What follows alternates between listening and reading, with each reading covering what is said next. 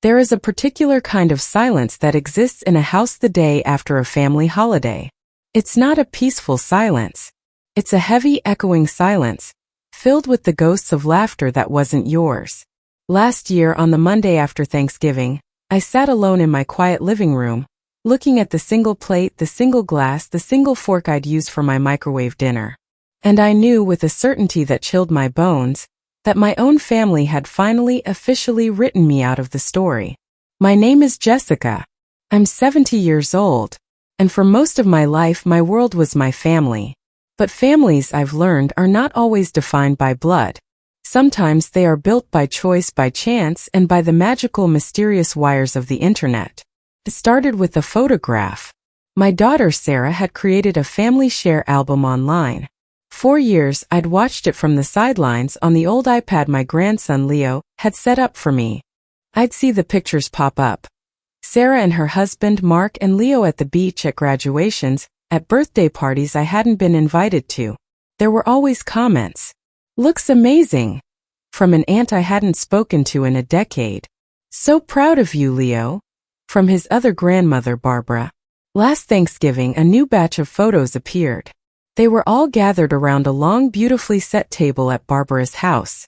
My daughter was laughing, her head thrown back. My grandson was carving the turkey. And there, at the head of the table, was an empty seat. It wasn't just any empty seat. It was the chair that used to be mine. I didn't get a call. I didn't get a text. There was just that photograph, and that empty chair, screaming my irrelevance into the digital void. The message was clear. You are not part of this picture anymore. I clicked off the iPad. The silence in my house was deafening. I was a ghost in my own life. The exclusion didn't happen overnight. It was a slow, quiet erosion, like water wearing away stone. It began after my husband, Arthur, passed away 5 years ago. He was the glue. The one who remembered to call everyone, who organized the holidays, who buffered me from whatever it was about me that they found so difficult. Sarah always said I was too much, too opinionated, too set in my ways, too quick to give unsolicited advice about Leo's upbringing. After Arthur was gone, the invitations became less frequent. The phone calls became shorter. "We're just so busy, Mom, you have no idea." And I'd nod because I did know. I knew what busy felt like. I'd been a working mother long before it was a hashtag. The final crack, the one that split the dam wide open, was over Leo's university plans. He wanted to study art. I, in my foolish grandmotherly pride, told him I thought it was a wonderful, brave choice. I may have gushed a little too much about following his passion. Sarah and Mark were livid. They saw it as me undermining them. They had a practical, spreadsheet-approved future mapped out for him in business. A week later Sarah called me. Her voice was cold, a sound I didn't recognize coming from my own child. "Mom, we feel your influence is confusing Leo. We think it's best if you take a step back for a while." A step back turned into a chasm. Birthday cards were returned unopened. My calls went straight to voicemail. And then the Thanksgiving photo. That was the night the dam broke. I wasn't just sad. I was furious. A raw, righteous anger I hadn't felt in decades. I had given my life to that family. I had changed diapers, bandaged knees, worked double shifts to pay for piano lessons. And I had been reduced to a ghost, watching them live their lives from a screen. I picked up the iPad. My hands were shaking. I wasn't going to be a ghost anymore. I didn't know where to start. The digital world was a vast, intimidating ocean, and I was in a rowboat with one broken oar. But anger is a powerful fuel. I remembered Leo years ago trying to show me something called Reddit. He said there was a group for everything. "There's even one for old recipes, Nana," he'd said, not realizing how the word old would sting. Well, I had old recipes. I typed into the search bar, vintage recipes. And there it was. A community called r/old recipes. I clicked on it. It was a wonderland. People were sharing faded, handwritten recipe cards from their grandmothers, just like the box I had sitting on my kitchen counter. There were stories attached to them. Stories about family, about love, about loss. My heart was pounding. I took a deep breath. I found a recipe for my mother's Depression-era chocolate cake. The one made with mayonnaise because eggs were scarce. It was the cake I'd made for every one of Sarah's birthdays until she turned 16 and decided it was weird. I took a picture of the yellowed card, in my mother's elegant cursive.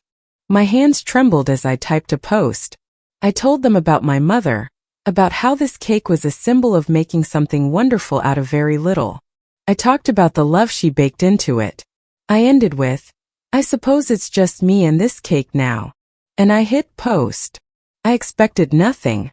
I put the iPad down and went to make a cup of tea, my face burning with a strange mixture of shame and defiance.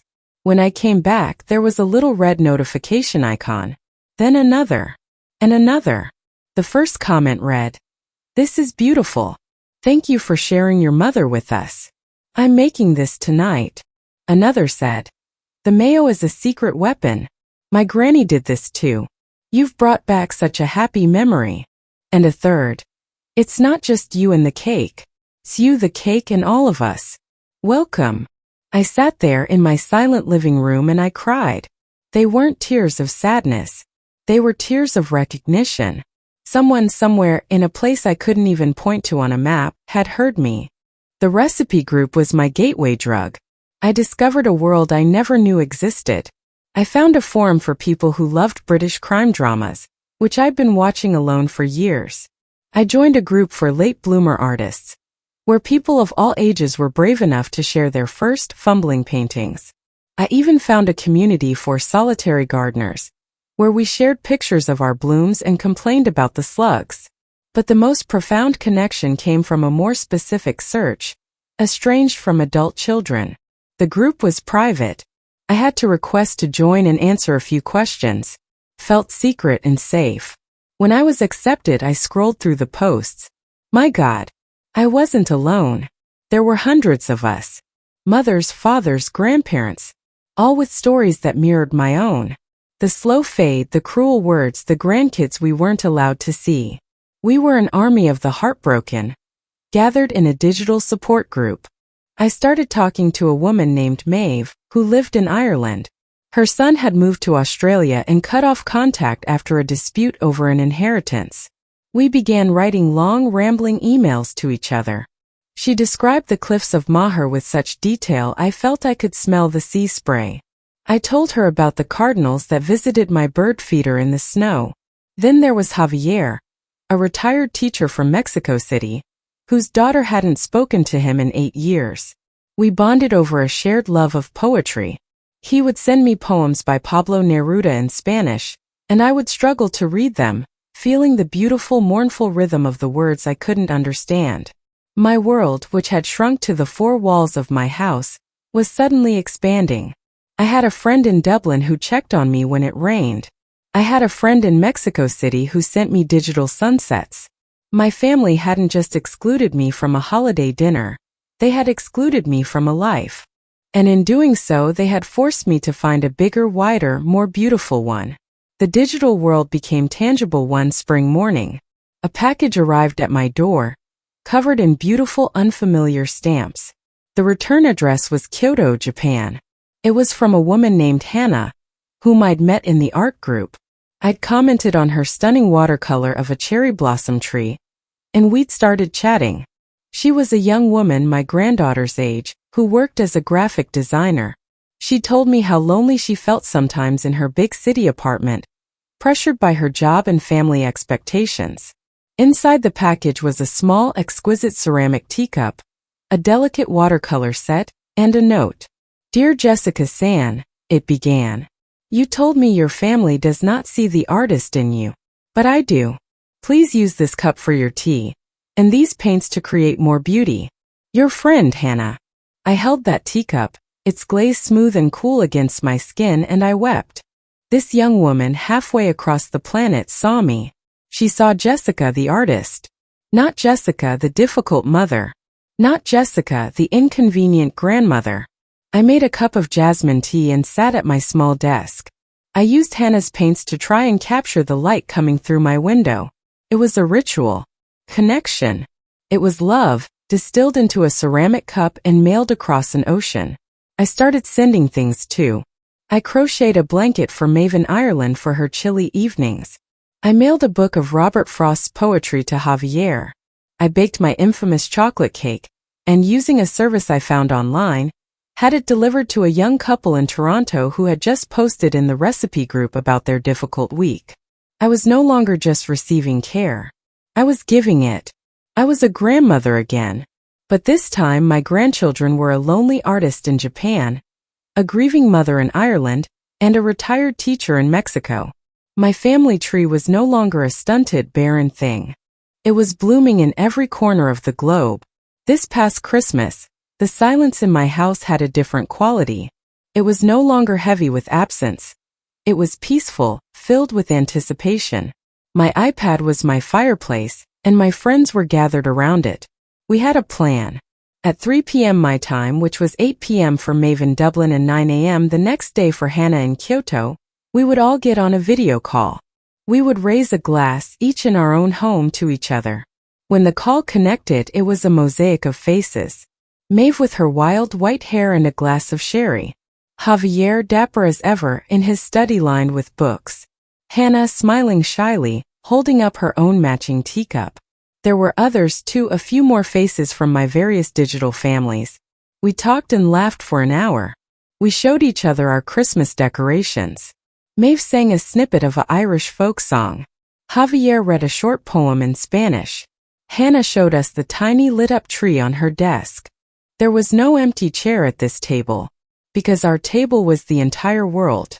Later that evening my phone buzzed. It was a text from Sarah. Just 2 words. Merry Christmas. I looked at the message. I felt a pang, of course, a tiny mournful echo of the past. But it didn't shatter me. It didn't define me. I picked up my iPad and looked at the screenshot I'd taken of our global Christmas call. These faces, these beautiful chosen faces, were my family. I typed a reply to Sarah. Merry Christmas to you too. I hope it's a happy one. It was polite. It was distant. It was peaceful. I didn't need a seat at their table anymore. I had built a grander, more welcoming table of my own. And it has room for anyone who needs a place to belong. If your own family has made you feel small or invisible or too much, know this. Your story isn't over. Your family is out there, waiting for you to find them. You just have to be brave enough to send the first message. Of course. Here are chapters 7 through 17 of Jessica's story, continuing her journey of building a global family. The Christmas call had solidified something. We were no longer just pen pals, we were a unit. But I'm a grandmother from the old world, and I need something to hold in my hands. A digital picture on a screen is lovely, but it can't replace the feel of paper. So I started a scrapbook. I bought a large, beautiful leather-bound album and began to fill it with the tangible pieces of my new family. I printed out Hannah's first email about her cherry blossom painting. I pressed the dried flower Maeve had tucked into her last letter. I carefully cut out the address label from Javier's package, with its vibrant Mexican stamps. I even printed a screenshot of our Christmas video call. Our faces a little pixelated but our smiles clear as day. Next to each item I wrote a little story. Hana, Kyoto. She sees the artist in me. Maeve, County Clare. She understands the silence after a storm. Javier, Mexico City. He teaches me the music in words I cannot speak. The scrapbook became my treasure. When the loneliness of a long afternoon would creep in, I would open it. It was proof. I was not just a forgotten old woman in a small house. I was Jessica, a node in a web of love that stretched across oceans. My life was not shrinking. It was being documented, celebrated, in ink and paper and memory. Then the digital world showed its other, more frightening face. I received a panicked email from Maeve. Her computer had been infected with a virus. A pop-up message claimed to be from the Irish National Police and said she had to pay a fine of €500 or she would be arrested. She was terrified. My heart seized. This was a classic scam. I'd read about them in my senior cybersecurity group. Yes, I joined one of those too. But to Maeve it was real. The fear in her email was palpable. I couldn't call her as she didn't have a smartphone. So, I did the only thing I could think of. I called Javier. Javier, it's Jessica. It's about Maeve. I explained the situation. Dios mío, he whispered. She must not pay. I know. But how do we reach her? She's scared. We devised a plan. Javier had a friend with family in Galway. It was a long shot, but he would call his friend, who would call his cousin, who lived an hour from Maeve's village, to see if they could drive to her house and explain it was a scam. For 24 hours I was sick with worry. This was the fragility of my new family. We were connected by the most delicate of threads. What if we couldn't reach her? What if she lost her savings? Then an email arrived. The subject line was simply, "My angels." Javier's chain of contacts had worked. A kind young man had shown up at Maeve's cottage, explained the scam, and helped her clear the virus. She was safe.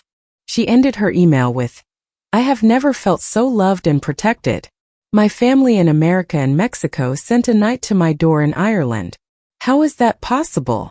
In that moment of crisis, our digital family had become a tangible safety net. We had proven that we could be there for each other, not just in spirit but in action. The crisis bonded us irrevocably. We wanted to create something positive together, to channel our collective energy. The idea came from Hana. She suggested we start a collaborative art project. We would create a global family recipe and storybook. I would provide a recipe and the story behind it. Hana would illustrate it with a beautiful watercolor. Javier would translate the story into Spanish and write a short related poem. Maeve would add an Irish blessing or a folktale that the recipe reminded her of. We started with my mother's Depression-era chocolate cake. I wrote about the hope it represented. Hana painted a stunning image of the cake, whole and then a single slice, making your mouth water. Javier's poem was about sweetness born of hardship. Maeve wrote a lovely blessing for the hearth and home. We compiled it into a digital file and shared it with our wider online communities. The response was overwhelming. People asked if they could contribute. A woman from Italy added her grandmother's pasta recipe. A man from Nigeria shared a story about a soup his mother made. Our small family of 4 was now curating a global tapestry of food and memory. We weren't just building a family, we were building a legacy. My global life began to ripple into my local one. I was no longer the sad, excluded granny. I had a purpose. I walked with a new confidence. At the local library, I noticed a poster for a senior tech help session, but it was taught by a bored-looking teenager. I gathered my courage and approached the librarian. "Excuse me," I said. "I think I could help with that. I've learned a thing or two about building communities online." She was skeptical at first, but I showed her my digital scrapbook and told her a little about my global family. Her eyes widened. The next week, I was co-hosting the session, not as a student but as a mentor. I taught other seniors how to find their own tribes, how to spot scams, how to use video calls to see their grandkids. Beatrice from next door started coming. She was lonely after losing her husband. I helped her find an online gardening forum. Now she's trading heirloom seeds with a woman in Portugal. My small town was slowly, quietly connecting to the world, and it was starting with me. My 71st birthday rolled around. I braced myself for the usual. A quiet day, perhaps a polite text from Sarah. The scar of the empty Thanksgiving chair still ached a little. The doorbell rang at 10 a.m. It was a delivery man with a massive bouquet of flowers. Not a simple bouquet, but a wild artistic explosion of blooms. The card read, "For our matriarch, with love from your global family." It was signed by Maeve, Javier, Hana, and a dozen other names I recognized from our recipe book project. An hour later, another delivery arrived. A box from Kyoto.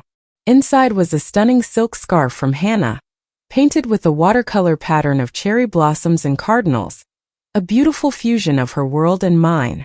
Then, an email from Javier with a voice recording attached.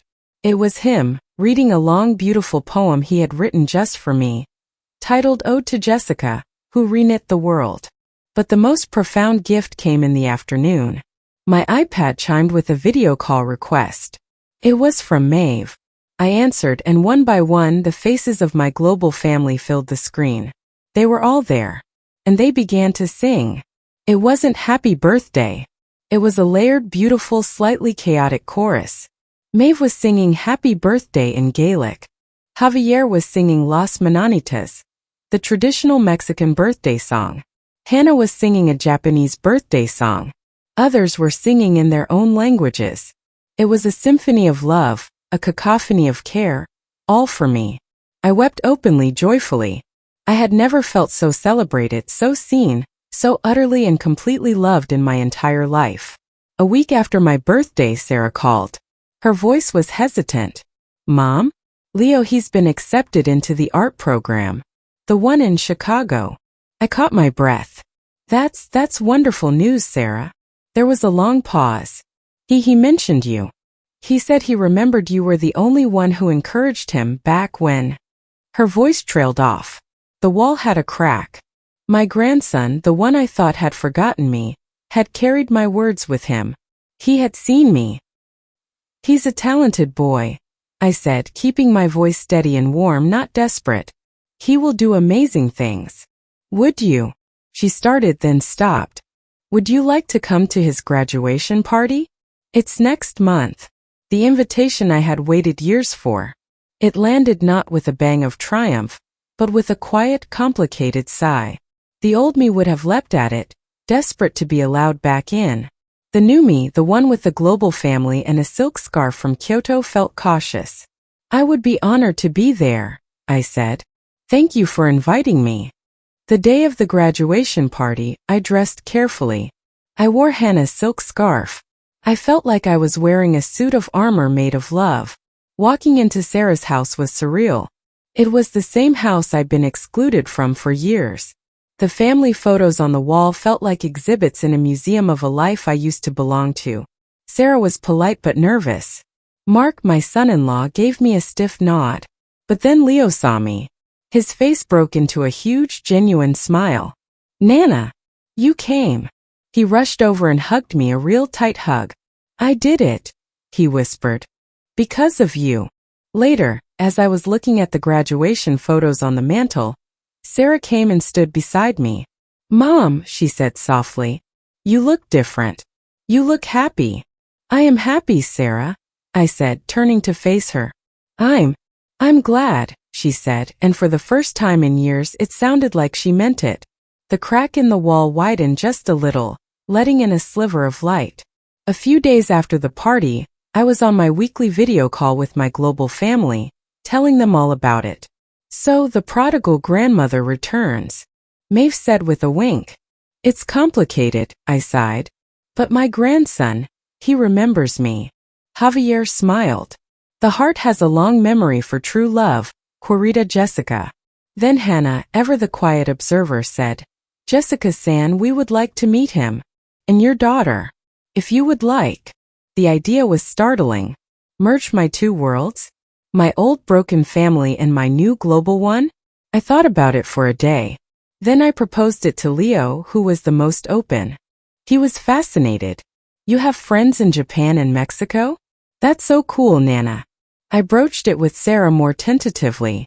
Some of my friends from online would like to say hello to Leo to congratulate him. Would that be all right? She agreed warily. The following Sunday we scheduled a call. Leo and Sarah sat with me on my sofa as I connected the video. Maeve, Javier, and Hana appeared on the screen. I introduced them. Sarah, Leo, this is my dear friend Maeve from Ireland. Javier from Mexico. And Hana from Japan. What happened next was magic. Javier asked Leo intelligent, respectful questions about his art. Hana, speaking softly, talked about the art scene in Kyoto. Maeve, with her infectious warmth, had Sarah laughing with the story about a stubborn sheep in her garden. I watched my daughter's face. I saw the defensiveness melt away, replaced by first curiosity, and then something like awe. She was seeing her mother not as a difficult old woman, but as Jessica, a person with a rich, interesting life and friends who adored her. It was the most powerful bridge we could have built. The local library asked me to turn my senior tech help into a formal weekly class. They called it Jessica's Digital Connection Circle. It wasn't just about technology, it was about using technology to fight loneliness. My class was packed. I taught people how to find online book clubs, how to trace their genealogy, how to play chess with someone in another country. I shared stories of my global family not as a boast, but as proof of what was possible. One woman, a widow named Doris, came to me after class, tears in her eyes. "I haven't spoken to anyone about my late husband in years," she said. "But I found a group for people who've lost spouses. I talked to a man in Scotland for an hour last night. Thank you, Jessica. You gave me my voice back. I was no longer just a student of the digital world. I was a guide. I was helping other people build their own global families. The love I had received was multiplying, rippling outwards from my little classroom. The ultimate test of a digital family is a physical meeting. Maeve was the one who proposed it. Enough of this looking at screens, she declared on a call. I'm not getting any younger. I'm saving my pennies. Next spring, I'm coming to America. The idea was thrilling and terrifying. What if the magic didn't translate? What if we were just better as pixels? But the plans went ahead. Maeve booked her flight. Javier, inspired, said he would come too. Hana, with her limited vacation time, promised to try. The months of planning were a joy. We discussed itineraries over video calls. I cleaned my spare room, which I now proudly called the global guest room. The anticipation filled my house with a new kind of energy. When the day finally arrived, I stood at the airport arrivals gate, my heart pounding. And then I saw her. Maeve, with her wild white hair and a bright green coat, pushing a trolley. She saw me, dropped her bags, and opened her arms. The hug was real. It was solid. It was filled with 5 years of shared stories, fears, and laughter. She smelled of travel and wool and home. The digital had become undeniably, beautifully physical. Javier arrived a week later. My small house was now full of life, laughter, and a delightful mix of accents. We cooked together, Maeve's Irish stew, Javier's enchiladas, my chocolate cake. We sat in my garden, and I showed them my cardinals. One evening we were all squeezed onto my sofa, looking at my physical scrapbook together. Maeve pointed to the pressed flower from her letter. Javier traced the address label from his package. We built this, Javier said, his voice thick with emotion. From nothing. From loneliness. We did, Maeve agreed, squeezing my hand. That night, as my friends slept under my roof, I looked around my living room. There was a shawl of Maeve's draped over a chair. A book of Javier's poetry on the table. Hana's scarf on the hook by the door. The empty seat was gone. In its place was a hearth. And this hearth didn't just warm one family in one house. Its glow, built from the sparks of connection we had nurtured across the globe, now warmed a woman in Ireland, a teacher in Mexico, an artist in Japan, a grandson in Chicago, and a daughter who was slowly learning to see her mother again. They say a life is measured not by its length, but by its depth. For so long I thought my life had become shallow, a quiet pond slowly evaporating in the sun. But I was wrong. My life had simply been waiting to become an ocean, connected to every shore. Maeve and Javier's visit was everything I dreamed it would be and more. For 2 glorious weeks, my home was filled with the sounds of their laughter, their debates about poetry, their stories that stretched from the cliffs of Maher to the Zocalo in Mexico City. We planted a friendship tree in my garden, a dogwood that would bloom every spring as a reminder of this time. The day they left was bittersweet. There were tears at the airport, but they were not tears of an ending. They were tears of gratitude for a new beginning. As I watched them walk toward their gates, Maeve back to her sheep and rain, Javier back to his books and bustling city, I didn't feel the old familiar ache of loneliness. I felt full. A few days after they left, a package arrived from Hana. She hadn't been able to make the trip, but she sent a beautiful hand-painted scroll. On it, she had written a single kanji character. In her note, she explained, "This is Kizuna. It means bond or connection. It represents the invisible ties that bind people together, through time and distance." I had it framed and hung it in my hallway right where you see it now. It is the perfect word for what we have built. My relationship with Sarah and Leo continues to heal, one careful, gentle conversation at a time. They come for dinner now once a month. The conversations are sometimes still a little stilted, the history between us a heavy guest at the table. But it's different now. I am different. I don't come to that table from a place of emptiness, desperate for their crumbs of attention. I come from a place of abundance, offering what I can from the overflow of a heart that is full to bursting. Just last week, Leo brought his sketchbook over. He showed me his latest project and then he asked, "Nana, can I see your scrapbook? The one with your global family." We sat on the sofa for an hour, my grandson and I, turning the pages. I told him about Maeve's courage, Javier's wisdom, Hana's gentle soul. He listened, truly listened. And in that moment, I wasn't just passing down a family heirloom of old photos and recipes. I was passing down a new legacy. A legacy of resilience, of chosen family, of a love so bold it can cross any border, bridge any silence, and heal any heart. This is my story. The story of a granny who was left with an empty seat at the table, so she built a new one, large enough for the whole world. If you take one thing from my journey, let it be this. Your story is not over until you decide it is. Loneliness is a season, not a life sentence. And family is not just who you are born to, but who you choose to hold close, whether they live next door or across an ocean. There is a seat for you at this global table. There is a connection waiting to be made. There is a kizuna with your name on it. All you have to do is be brave enough to reach out, to send that first message, to post that first recipe, to choose yourself, and in doing so, find the whole world waiting to embrace you. Thank you for being part of my family here on this channel. You are part of the story now. Subscribe for more stories from this granny and her global family. Our next adventure is just beginning. With all my love, Jessica.